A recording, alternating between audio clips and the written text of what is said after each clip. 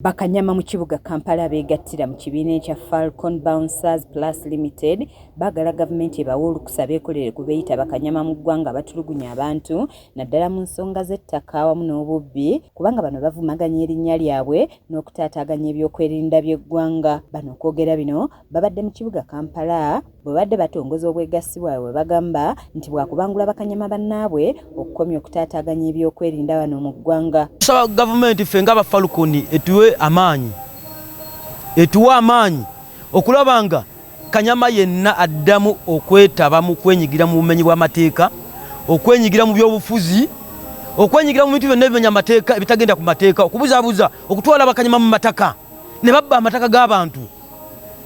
Ebyo ebintu tusaba gavumenti etuwa amaanyi etukwasizeeko tusobole okubanga tugiyambako abantu abo nga tuba bakwasa nga tadiployinga na kudiployinga kubanga ffe twetaaga ssente just etuwe maanyi etuwe buyinza.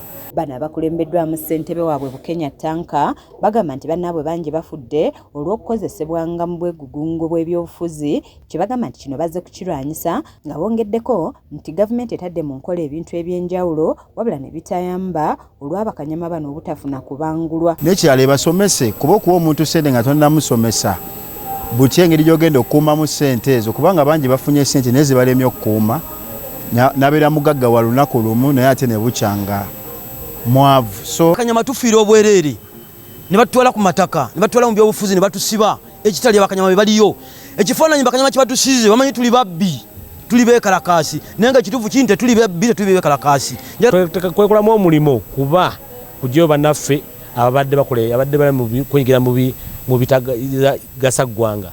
Balambuludde ku ebyo bye baagala okukola omuli okukyusa endowooza y'abakanyama bannaabwe nga babayingiza ebyobulimi n'okukolera awamu n'ab'ebyokwerinda okusobola okutebenkeza eggwanga. Bufuzi wabula kyo kyakwekula ku kukola y'abavubuka era bano abantu basobola okuyambako okukwasaganya eddembe bonna bwe babeera. Tetuzze kukola bikolobero, tuzze okukolegana wamu ne security kubanga ffe security esookerwako wansi. Kino nno kisitudde akulira ekibiina kya ttiimu chairman Muhoozi nga ye Mabuye Rashid wamu ne Musimenta Zainabu okutuukirira bakanyama bano kuba bangi beenyigidde mu bumenyi bw'amateeka. Mbasaba kumumobilizinga kubanga eno mindset change gye mulina omuntu okumugamba nti wadde nnyina ennyama siri mubbi ekitegeera nsobola okujjako omuntu essente ze ng'atambula naye olwa omutima gwennyina mindset change ntisobola okwekolera sobola kubba. Bano babalabudde nti bali ku muyiggo gw'abo abayambala obusaati bw'ebibiina omuli n'obwa Muhoozi olwo ne bamenya amateeka nga bagamba nti kino kiteekawo obumenyi bw'amateeka n'okutulugunya abantu ekiteeka n'eggwanga ku bunkenke.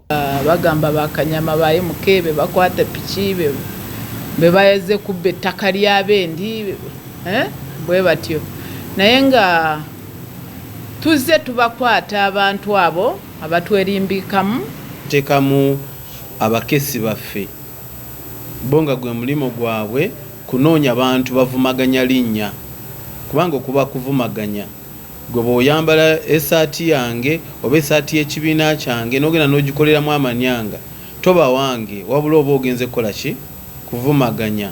Kizza Peter yakusakidde eggulire lino ku lwa KSTV agaleero.